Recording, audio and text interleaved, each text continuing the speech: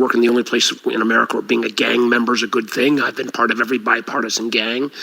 I have not talked to a single Republican senator that doesn't acknowledge that Joe Biden's going to be president.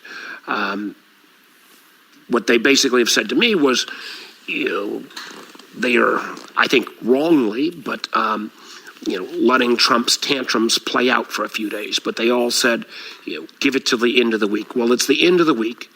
And we saw yesterday a number of my Republican colleagues step up on the presidential daily brief. I hope more will step up today with Arizona finally being called by all the networks.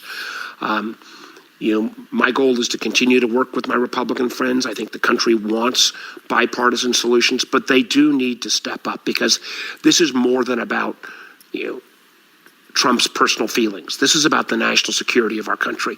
The presidential daily briefs, I say that as a member of vice chair of the Intel committee, needs to be given to the vice president and his top team.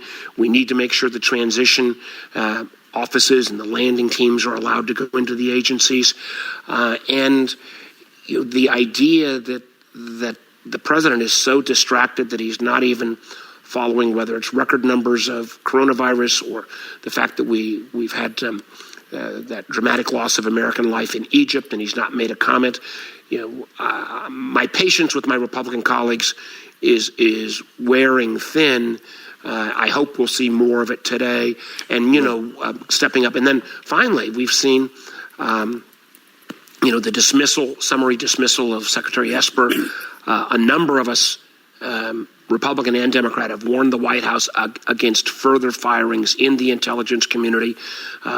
Chris Krebs, who I think bravely said this was the most secure election in our country's history at CISA. We need to protect him. We need to protect the director of the CIA, the director of the FBI, and my Republican colleagues have been working with me on that, but they need to be more public in going ahead and telling Trump the time for his tantrums is over and we need to move on.